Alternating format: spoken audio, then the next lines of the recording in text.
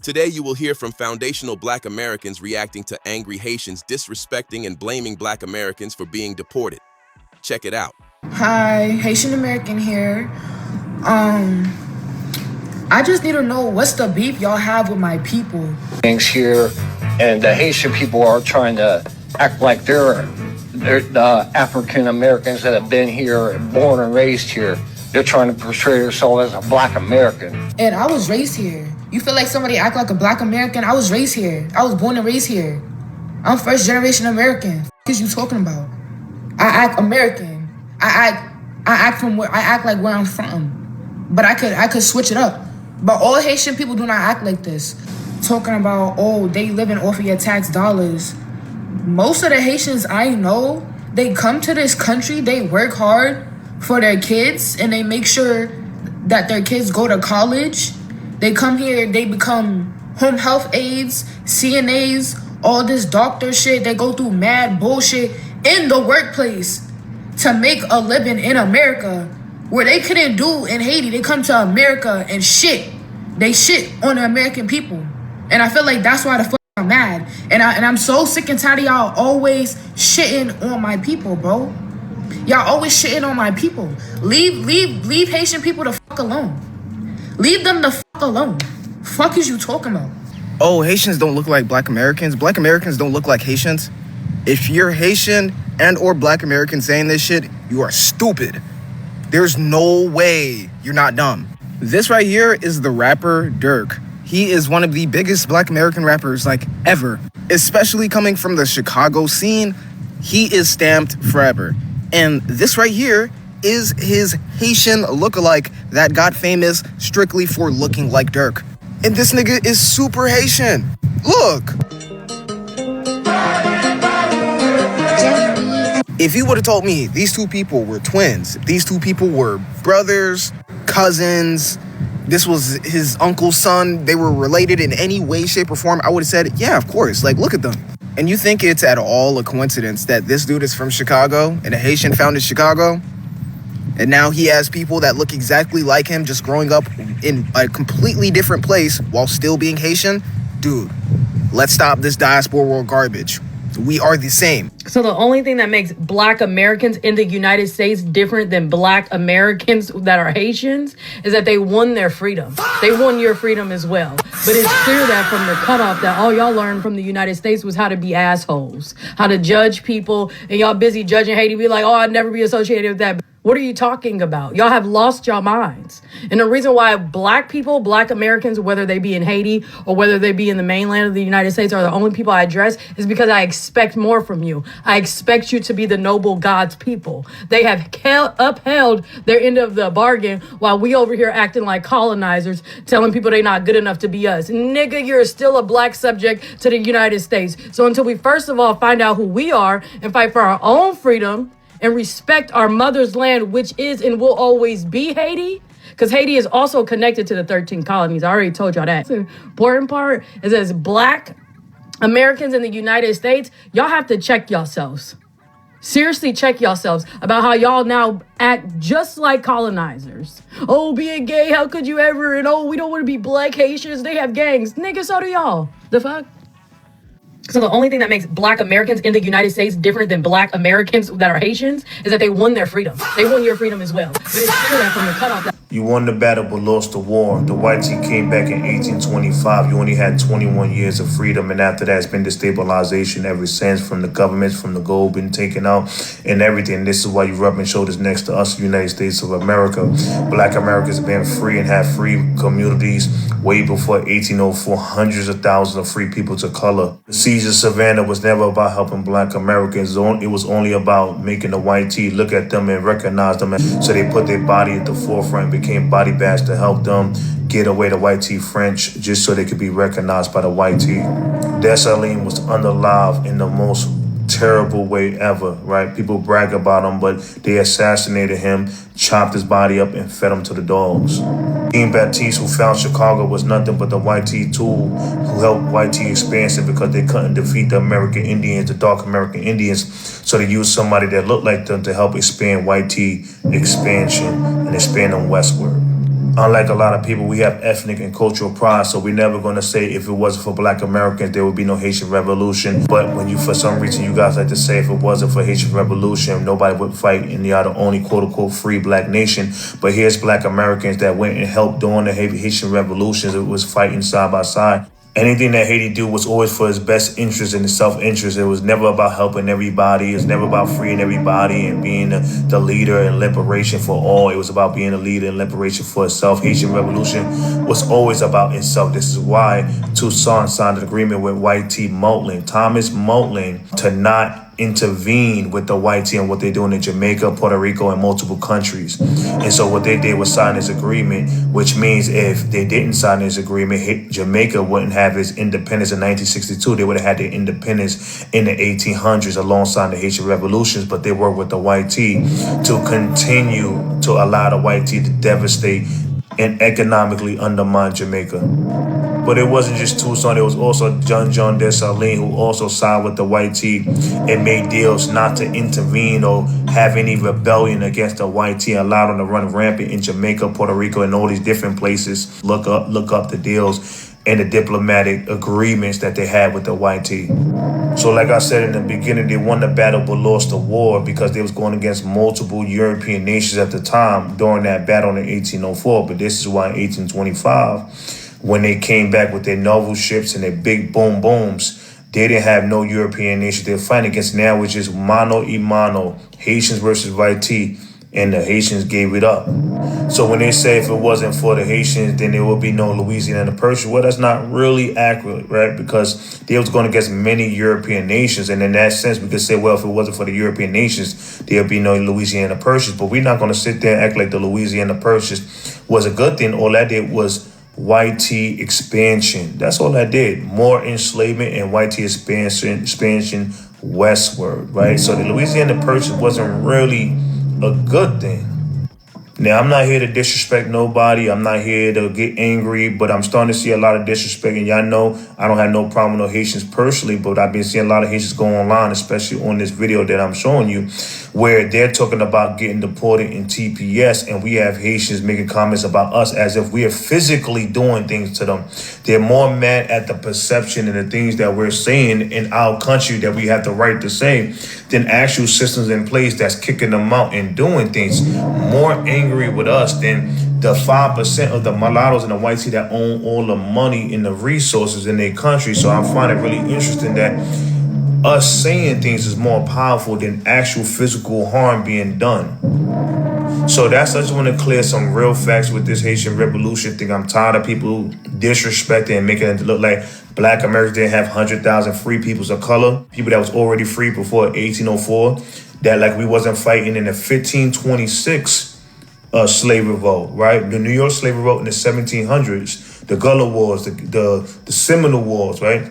Stonewall Rebellion, multiple wars we was fighting and winning, and we was walking around free with pew-pews and everything. This is what the Stonewall Rebellion is about, right? And they act like we twiddled our fingers and sat back and did like this and said, oh shit, some Haitians are fighting, let's start fighting after 200, 300, 400 plus years. So I just want to kind of clear some history up because there's a lot of fake history going on. I love y'all. Y'all be safe. Let me know what y'all think. FBAs exist because y'all are not rich enough to be elitist, and y'all are not light-skinned enough to be elitist, but you deeply desire something to feel above everyone else. And the easiest way to feel superior is to punch down on immigrants, I guess.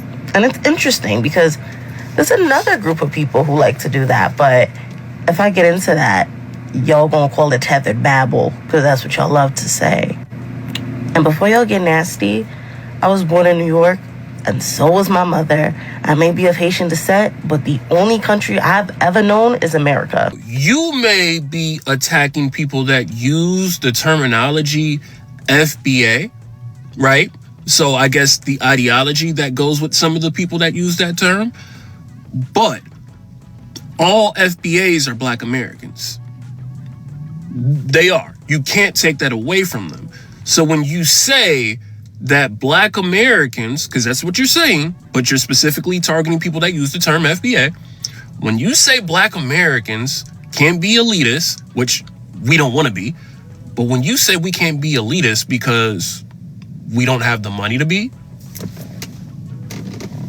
are you saying Black American people are poor? When you say we're not light enough, what did you mean by that? What do you mean that Black Americans aren't light enough to be elitist? Again, we don't want to be, but what do you mean by that? You know we come in multiple different shades, right? We come from the lightest of the light to the darkest of the dark. And all our skin tones are beautiful, and we love all our skin tones and shade. But what do you mean by that? And then again, we don't want to be elitists. We don't look over none of y'all niggas. We're tired of disrespect. We're tired that we fought for all of you ass niggas around the fucking world to come to this country, and y'all disrespect us. You appropriate our culture while saying we don't have culture. Mind you, y'all niggas will boast about 1804 as Haitians. It was 1804. Civil rights happened sooner or more recently than 1804. You're here because of civil rights leading to the Immigration and Nationality Act. We got a reason to be upset. We're not elitists. We don't look over you. We're tired of disrespect. I suggest you take this video down. It's going to hurt you more than it's going to help you.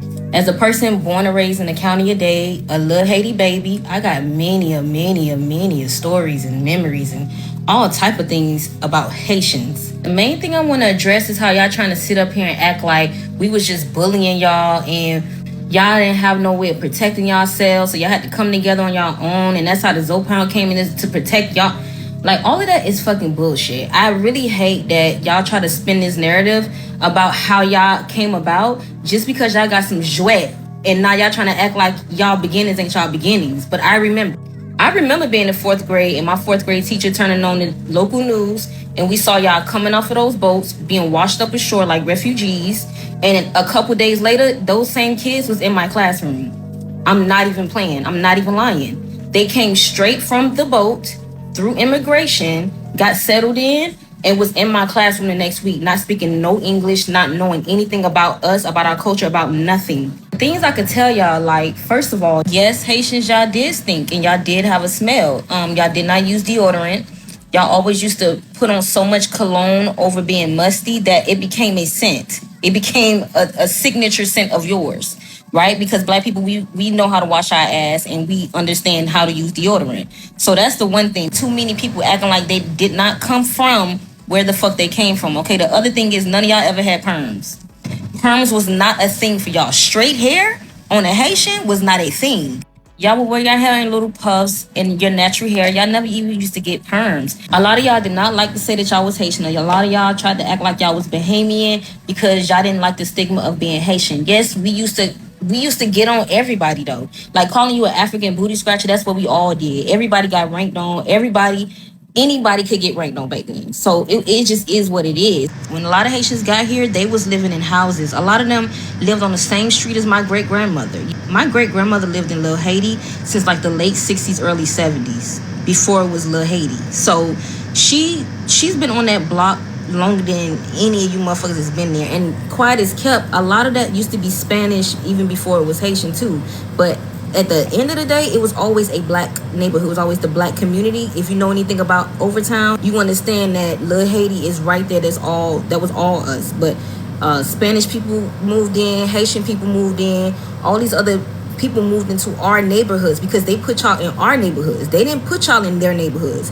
So a lot of y'all had houses right next to my grandma. The Haitians that had houses and was like really doing it, they looked like the Black people back in the 60s. They used to wear those old school suits with them old school ass long dresses. Like, they always looked like they just stepped out of 1965 to me. So it was like they was just cosplaying us, but like decades ago. See, to you Haitians, focus on your next move. Don't worry about Black American people. Focus on your next move. Figure out what your next move is and what your future holds. Now, all that energy you had out here, fighting the government, protesting, rallies, team takeovers, all that. Let's keep that same energy and go fight your government where you from. Because y'all always talking about how America treated black people. But you know what?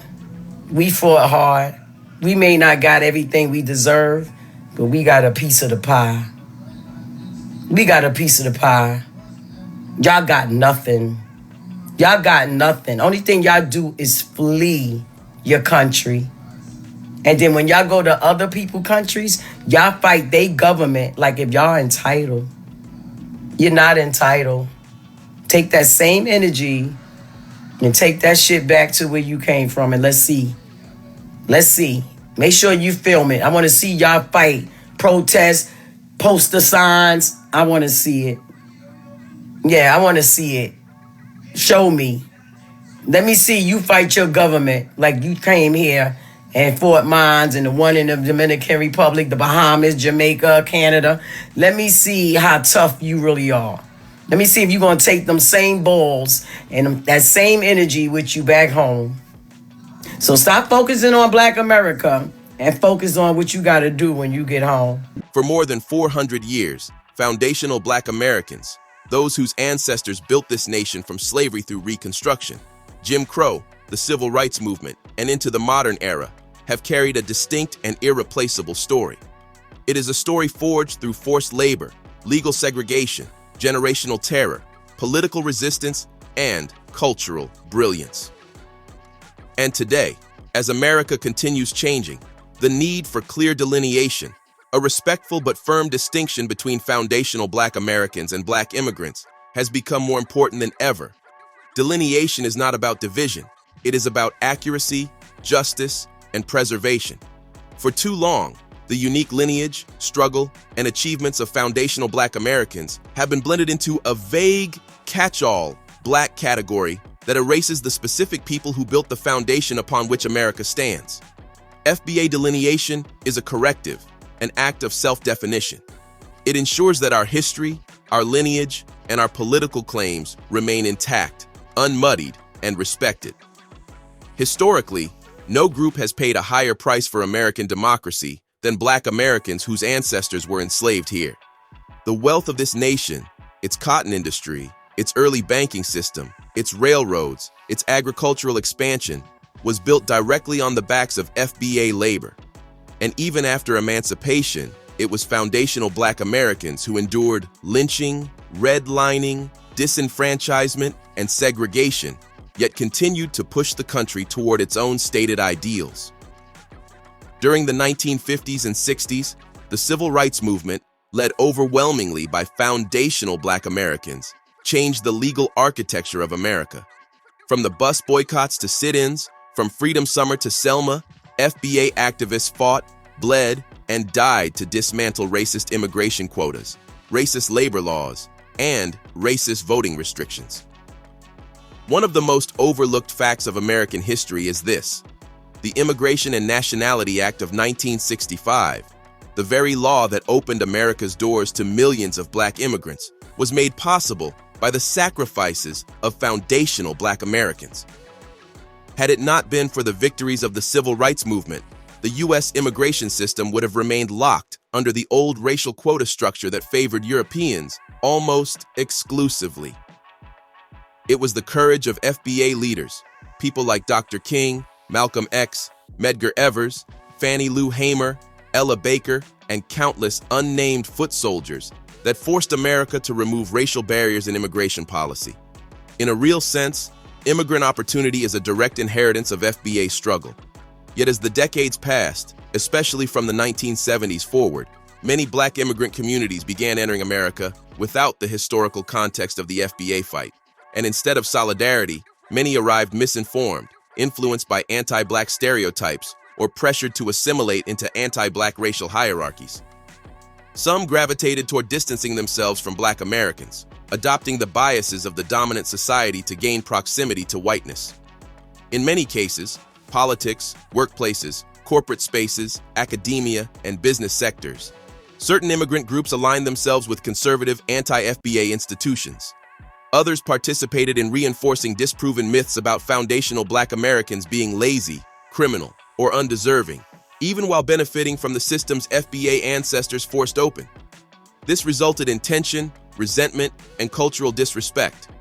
Our culture, jazz, hip-hop, gospel, soul food, our fashion, our language, our struggle, was copied, commodified, or dismissed, yet rarely credited. FBA history was overshadowed by Pan-African narratives that ignored the very specific American lineage of enslaved Black people and their descendants. And now, something new is happening. Many immigrants who once believed they were insulated from anti-Black hostility are receiving wake-up calls. Under Trump-era policies and rhetoric, they face travel bans, deportation pressures, job discrimination, and the realization that aligning with white supremacy never saves you from white supremacy. This has exposed a hard truth. Disrespecting foundational Black Americans was not only morally wrong, it was politically short-sighted.